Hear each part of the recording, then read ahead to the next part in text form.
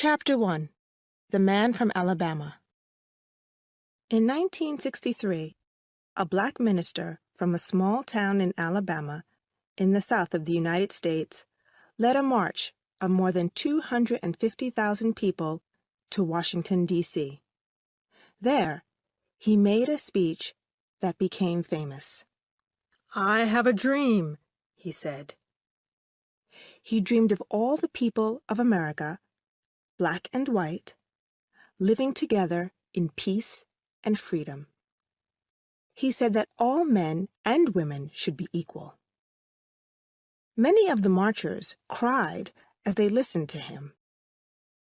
The minister's speech was shown on television all over the world, and he became a hero to millions of people who saw and heard the speech. But there were also people who hated this man and his ideas. They did not want black people to be free. They did not want them to have equal rights. In 1968, less than 5 years after his famous speech, a white man shot him dead. The minister was only 39 years old. When people heard of his death, there was much sadness, and people cried in the streets. But many people were very angry too, and there were riots in the big cities. In Chicago and Washington, black people burned buildings and fought the police. Hundreds of black people were killed in these riots. 15 years after his death, the government of the United States made his birthday a holiday. Today, he is remembered as one of the greatest Americans of the 20th century. Who was this man? Why did so many people love him? Why did others hate him?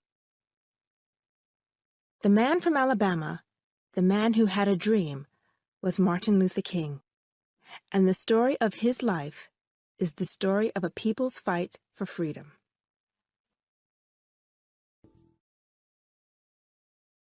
Chapter 2.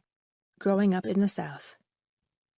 Martin Luther King was born on the 15th of January, 1929 in Atlanta, Georgia. His father, who was also called Martin Luther King, was the minister in an Atlanta church.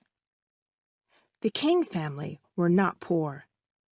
They lived in a good neighborhood of Atlanta, and they had enough money to live comfortably. When Martin thought about his early years in Atlanta, he remembered a loving family and friendly neighbors. But the King family were black. Less than 100 years before Martin Luther King was born, his people were slaves. Even in 1929, black people in the South of the United States did not have the same rights as white people. Blacks and whites lived in different worlds. When blacks traveled on buses, they had to sit at the back of the bus. They could not sit beside whites. Most restaurants did not sell food to black people. There were different schools for black children and white children. It was like this all over the South. Blacks and whites lived in the same places, but they were kept away from each other. This was called segregation. "Segregation is wrong, but things will get better in time," said Martin's father. "White people will start to think differently one day. We should be patient and wait, because you can't hurry change. It will come, but not soon. We have to wait for it." Young Martin did not agree with his father. If you want to change things, you have to act, he thought. He knew himself what segregation meant. When he was very small, he played with a little white boy across the street from his house. His friend's name was Warren. When Martin started school, he looked for Warren, but he was not there. After school, he went to Warren's house and asked to play with him. The boy's mother said that Martin could not play with Warren anymore because Martin was black and his friend was white. When Martin came home that day, he was crying. He told his mother what had happened. "It doesn't matter what other people think," she told him. "You're as good as anyone else. Don't you ever forget that." Martin remembered his mother's words. He knew that she was right. He was as good as any white boy. But as he grew older, he saw how white people treated black people in Atlanta.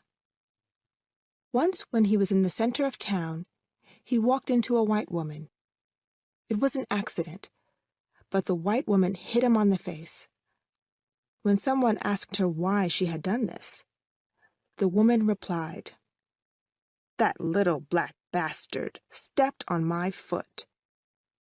Martin's face hurt, but the name that she called him, little black bastard, hurt him even more.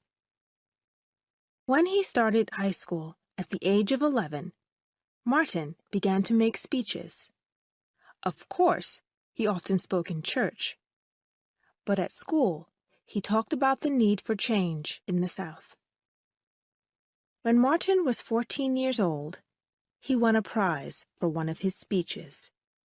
He traveled to Washington with his teacher to get his prize, and they returned to Atlanta by bus. When a white man got on the bus, there were no empty seats, so the driver told Martin to get up and give the white man his seat. Martin refused. Why should he give his seat to this man? The bus driver became angry and called him bad names. Finally, Martin gave the white man his seat because he did not want to make trouble for his teacher. But he was angry. It was not fair that he had to stand while a white man sat in his seat. He did not want to hate white people, but sometimes it was hard not to hate them. Chapter 3: Slavery and the South. In 1929, when Martin Luther King was born in Atlanta, Georgia, most black people in America lived in the South. In fact, 9 out of every 10 African Americans lived in the South. In every way, their lives were worse than the lives of Southern whites. They were poorer, they lived in worse houses, their lives were shorter. Most blacks in the South could not vote. Some black people who were alive in 1929 had been slaves. They had belonged to their white owners, and they were treated like things, not people. White people could buy and sell slaves just like houses or land. In the past, many countries have used slaves. Hundreds of years ago, there were slaves in Rome and Athens. They worked on farms and in the houses of rich people. But they were not slaves forever. After some years, they became free men and women again. But in North and South America, slavery was different. In the 16th century, people from European countries like Britain, Spain, and Portugal began to move into North and South America. They cut down forests and cleared the land for farms. They needed men and women to work on their farms. Where could they find them? The answer was Africa. Men and women were taken from their homes in Africa and brought to North and South America to work on farms and on roads. From about 1500 to 1850, European ships took at least 10 million men and women from Africa to become slaves in the Americas. The ships were very full, and the men and women did not have enough food, water, or air. Hundreds of thousands of Africans never reached America. They died on these slave ships. When African slaves arrived in America, they were sold to white farmers. Often, people from the same family were sold to different owners and never saw each other again. Husbands lost their wives, and children were taken away from their mothers. In the South of the United States, the farms were very big. The farmers usually grew sugar or cotton, and they needed slaves to do the hard work in the fields. The white farmers gave the slaves food, clothes, and houses, but the slaves had to stay on the farm. They belonged to the farmer. When slaves ran away, they were usually caught and brought back to their owners. Then they were beaten, and sometimes even killed. Many slaves fought against the slave owners. In 1791, a black slave called Toussaint Louverture led an army of slaves against French soldiers on the island of Haiti. Toussaint died in a French prison, but in 1804, Haiti became the first free black country. In Virginia, in 1831, a slave called Nat Turner led slaves against their white owners. They did not succeed, and Turner himself was killed. But the slave owners were afraid that one day the slaves would win the fight. Some black leaders wanted to return to Africa. In 1822, a new country was born in West Africa. This was Liberia, a country for people who were once slaves but were now free. 100 years later, African-American leaders, such as W.E.B. Du Bois, argued for a return to Africa. After 1808, it was against the law to bring slaves from Africa to the United States. But the number of slaves in the South continued to grow. By 1860, there were more than 4 million slaves in the South. They were no longer Africans, but African Americans, and they wanted to be free. When Americans wrote the Declaration of Independence in 1776, they said that men and women should be free and equal. But the men who wrote the Declaration owned slaves. How is this possible? This was a difficult question. By the 19th century, many black people had become Christians. They went to church on Sunday, just like their white owners. Blacks and whites both read the Bible, and the message of the Bible was the same. All men and women, black or white, are equal in God's eyes. More and more people in Europe and America thought that slavery was wrong. Britain ended the buying and selling of slaves in 1807. A year later, America did the same. Many northern states ended slavery, and they wanted it to stop all over the United States. But southern slave owners wanted to keep their slaves. They refused to free them, and they were ready to fight for their right to own slaves. The southern states were ready to go to war for these rights. Chapter 4. War in America and After. Abraham Lincoln was elected President of the United States in 1860. He wanted to end slavery in America, but the South wanted to keep their slaves. So 7 southern states decided to leave the United States of America. The North and South went to war in 1861. More than 180,000 black soldiers fought for the North. In 5 years of terrible fighting, more than 500,000 soldiers on both sides were killed. The North won the war, and slavery in the South ended in 1865. Now there were no more black slaves in America. But black people in the South did not have the same rights as white people. Blacks could not go to white schools, and there were very few schools for blacks. Blacks could not go to the same shops or restaurants as whites. When blacks did try to get their rights, whites often answered them with violence. Most whites in the South were angry that they had lost the war. They did not agree with the end of slavery or with equal rights for blacks. In 1867, a group of soldiers in the southern state of Georgia started a secret organization to fight against black rights. This organization was called the Ku Klux Klan. They wanted to frighten blacks and stop them from voting in elections. Klansmen dressed in white clothes and covered their faces so nobody could see who they were. Sometimes they took black people out of their homes and beat them or killed them.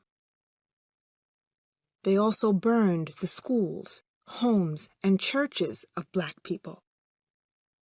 In the 1890s, more than 1,000 blacks were killed by whites in the South. Most blacks were too frightened to tell the police, because many policemen in the South actually belonged to the Klan. Early in the 20th century, more than 4 million whites belonged to the Ku Klux Klan. Now that blacks were not slaves, they were free to move out of the South. Thousands of blacks left the South and moved to northern cities like Chicago and Detroit. There was more freedom for blacks in the North, and there was work for them in the factories. By the beginning of the 20th century, a quarter of blacks lived outside the South, mostly in big northern cities. In the 20th century, blacks began to play a more important part in the life of America. New schools and universities for blacks opened. Jazz, the music of black people, became popular all over the world. Harlem, a black neighborhood of New York City, became the center for black musicians like Duke Ellington and black writers like Langston Hughes. Paul Robeson was a famous black singer and actor. He sang about the troubles of black people. But many whites were angry when he appeared in Shakespeare's play Othello with a white actress as his wife. There were many black sportsmen. The great black runner, Jesse Owens, won gold medals for America at the 1936 Olympic Games in Berlin. As Hitler and other Nazi leaders watched, Owens beat the best white runners. The boxer, Joe Louis, was born into a poor black family in Alabama in 1914 and was taken to Detroit when he was 10 years old. In 1937, he became the world boxing champion. His greatest fight was against the German boxer Max Schmeling. Louis had lost to Schmeling in their first fight. When Schmeling returned to Germany, he was called a hero by the Nazis.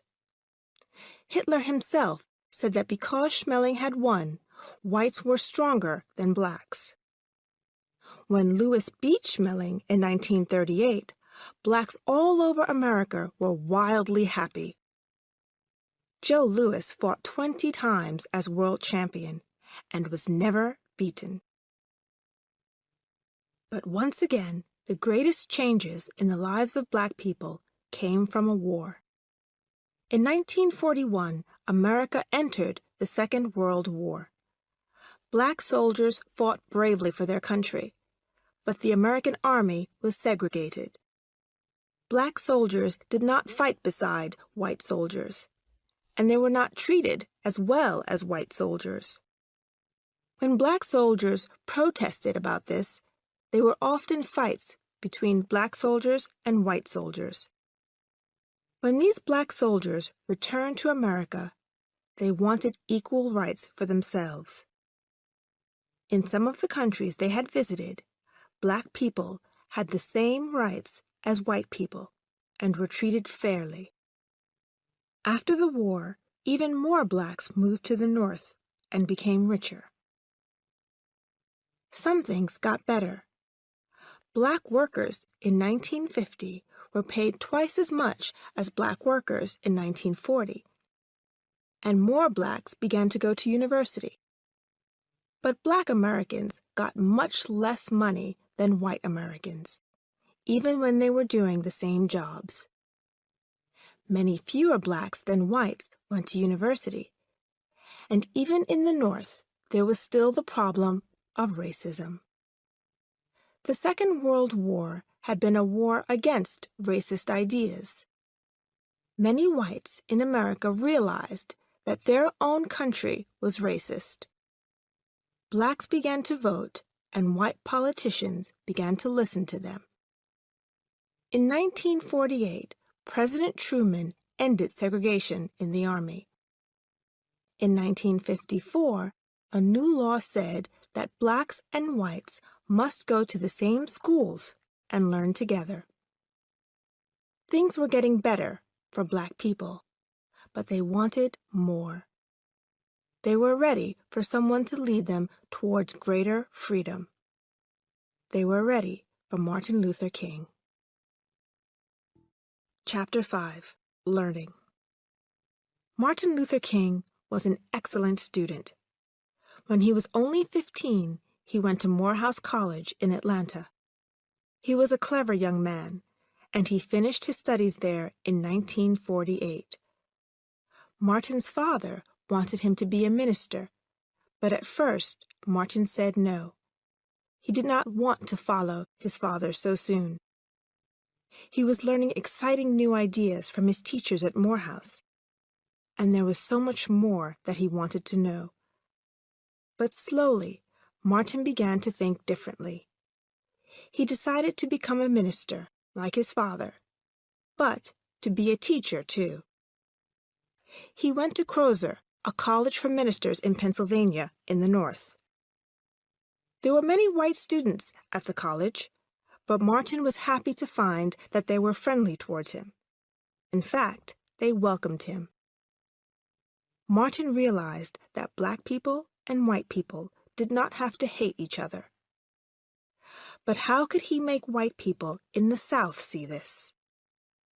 He wanted to make them think like him, but he did not know how. He began to think seriously about this.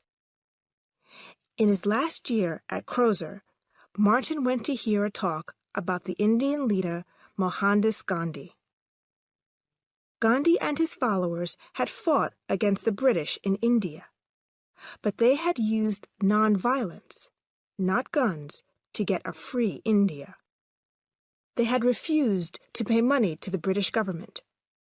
They had sat in the road to stop the British Army. Thousands of them had been arrested for refusing to obey unfair laws. Gandhi thought that love was more powerful than hate. If you love your enemies, you can beat them, Gandhi had said.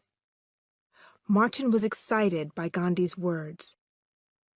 Could black people in the South end segregation without violence? Martin continued his studies at Boston University. Now he was Dr. Martin Luther King. His family were very proud of him. But Martin was lonely in the North. He felt far from home, and he knew that his work was in the South. Then some friends introduced him to a young woman from the South called Coretta Scott. They fell in love and married in 1953. Soon they started a family. For the rest of Martin Luther King's life, he and Coretta worked together to fight segregation in the South. In 1954, the Kings moved back to the South. Martin became minister of the Dexter Avenue Baptist Church in Montgomery, Alabama.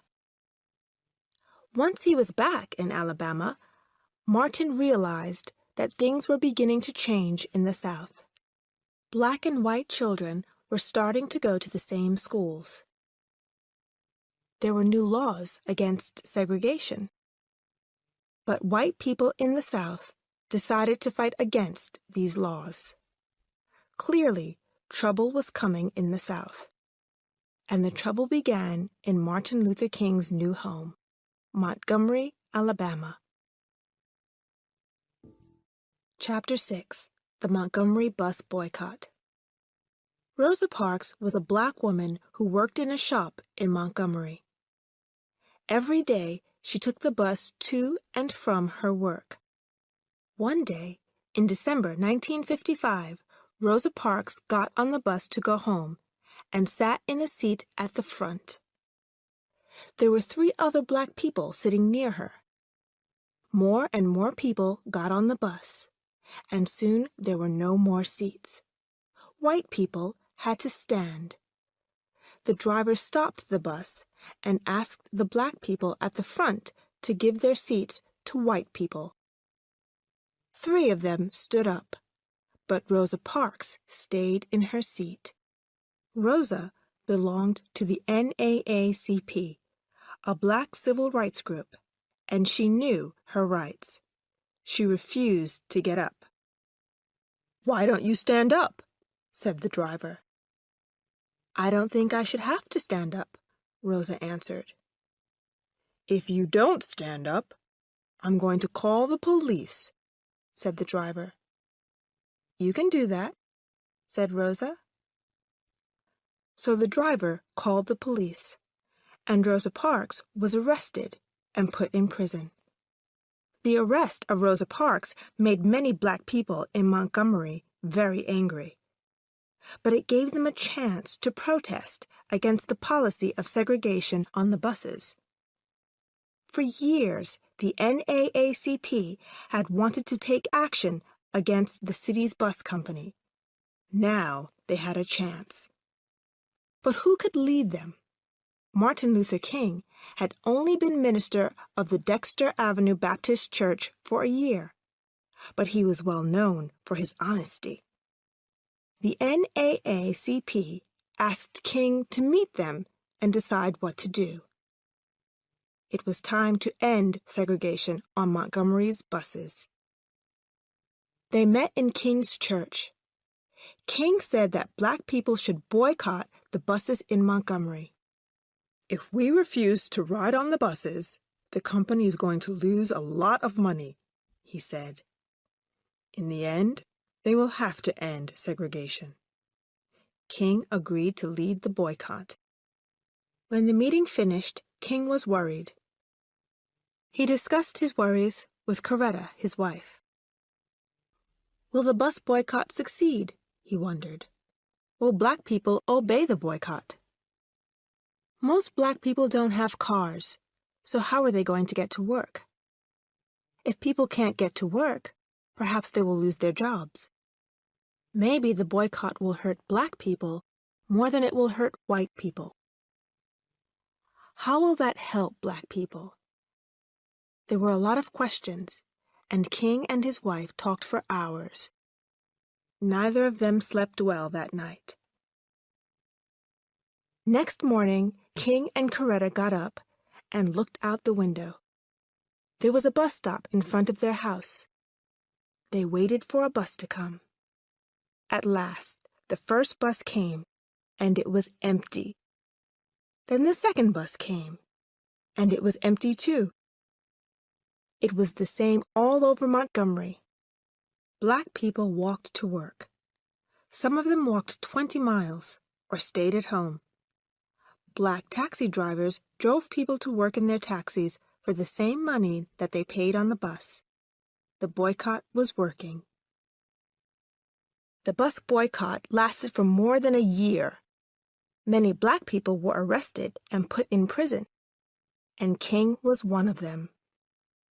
Some white people were angry with King, and they thought he was dangerous. One night, someone left a bomb outside the King family home. It exploded. but luckily no one was hurt. The bus company was losing money, but it refused to change its policy. Shops in Montgomery were losing money too, because black people were not coming into town to shop. The owners of the shops wanted the boycott to end, but the bus company did not want the NAACP to win. The boycott leaders went to an Alabama judge. They said that segregation on buses was wrong. The Alabama judge did not agree with them, so they went to Washington to see the most important judges in the country. On the 13th of November, 1956, these judges said that segregation in buses was against the law. The Montgomery bus boycott had succeeded. Chapter 7. Big Trouble in Little Rock. The Montgomery bus boycott made Martin Luther King famous. People all over America began to talk about the young black minister who had organized it. But King knew that Montgomery was only the beginning. Black people had won their fight in Montgomery, but it was not the only fight that they had to win in the South. To win their civil rights, black people needed to organize themselves. In 1957, hundreds of Southern black church leaders met together to talk about what to do next. At the meeting, King said that black people had to work together to win their civil rights. The church leaders organized themselves into the Southern Christian Leadership Conference, SCLC. Martin Luther King became the president of the SCLC. He told them that they had to join together to fight for the rights of black people in the South. King wrote a book, Stride Toward Freedom, to explain his ideas. In his book, he talked about the teachings of Gandhi. King believed that nonviolence was the only way to win the fight for black rights. In Montgomery, the boycott had been nonviolent. The police had beaten the protesters, and they had tried to break the boycott by violence, but the protesters had not fought back. They had no sticks or guns, and they had not fought violence with violence. They had just refused to let people treat them unfairly, and they had won because they were right, not because they were violent. There were many other things in the South that needed to change. Schools were segregated. White children went to all white schools. Black children went to all black schools. Although there were more black children than white children in the South, much more money was spent on white schools than on black schools. But in 1954, the law was changed. Now, it was against the law to have different schools for black children and white children. The new law said that all schools had to take both black children and white children. Change came slowly to the South. Many white people hated the new law, and in many Southern states, they refused to obey it. Arkansas was one of these states. In the state capital, Little Rock, 9 black students tried to enter the Central High School at the start of the 1957-58 school year. Little Rock soon became one of the most famous places in the story of the fight for civil rights. On the 2nd of September, the night before the start of the new school year, the leader of the Arkansas government, Orville Forbes, ordered the National Guard to stand outside Central High School. He told them to stop any black students from entering the school because he was afraid of trouble from protesters. The school was closed. But a judge said that Forbes could not use the National Guard to do something that was against the law. On the 23rd of September, the Little Rock police took the 9 black students into Central High. A crowd of more than 1,000 white people tried to stop the black students from entering. The crowd rioted and attacked the police. The pictures of the riot were seen all over the world, and many Americans were shocked to see such ugly attacks in their own country. Next day, the President of the United States, Dwight D. Eisenhower, ordered the army to Little Rock. 1,000 soldiers stood in front of the crowd as the 9 black students entered Little Rock Central High School. Every morning, the 9 black children walked to the school, and every morning the soldiers protected them as they walked through crowds of angry whites. One of the Little Rock 9, Elizabeth Eckford, later talked about that walk past the angry crowd. "I looked for a friendly face in the crowd. I saw a nice-looking old woman. She seemed to have a kind face. But when I smiled at her, she spat at me." Inside the school, things were different. Ernest Green, one of the 9 black students, remembered the friendly white students who helped him. "I missed 3 weeks of school, so I was behind in my classwork. A couple of boys in my class gave me notes on the lessons that I'd missed. After seeing the crowd outside the school, I was really surprised by this." Chapter 8. A New Start? For black people in America, 1960 was an important year.